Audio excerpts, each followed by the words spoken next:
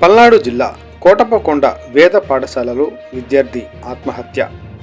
Hostel గదిలో ఉరేసుకుని ఆత్మహత్య చేసుకున్న కుందుర్తి సాయి శివ సూరజ 16 సంవత్సరాలు. విద్యార్థి స్వస్థలం ఏలూరు జిల్లా కైకలూరు మండలం భుజబాలపట్నం గ్రామం. కోటప్పకొండ వేద పాఠశాలలో ఆగం 4వ సంవత్సరం చదువుతున్న సాయి శివ సూరజ. మరి వాళ్ళ చాలా విషాదకరమైన వార్తలు వింటున్నాము. మరి తిరుపతిలో కూడా తొక్కిసలాట్లో 6 చనిపోవడం ఒకటి, అదేవిధంగా 20 మంది గాయపడటం ఇవన్నీ కూడా మనసును కలిచివేస్తున్నాయి. మరి ఇటువంటి సమయంలో మరి వేద పాఠశాల మన యలమంద గ్రామ శివారులో టీటీడీ ఆధ్వర్యంలో వేద పాఠశాల రన్ అవుతుంది.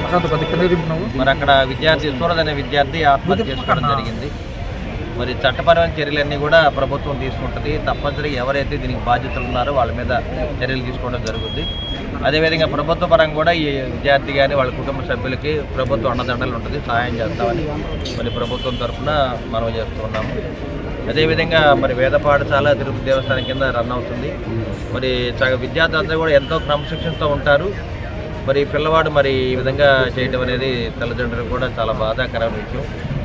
అదేవిధంగా వెంటనే తిరుపతి కానీ టీటీడీ మరి వేద పాఠశాల కూడా ఇటువంటి చర్యలు జరిగినప్పుడు చాలా బాధాకరంగా ఉంది. కాబట్టి మరి వారి కుటుంబానికి సంతాపం తెలియజేస్తూ తప్పనిసరిగా వాళ్ళ కుటుంబానికి ప్రభుత్వం అండగా ఉంటుందని చెప్పి ప్రభుత్వం తరఫున మాటిస్తున్నాం.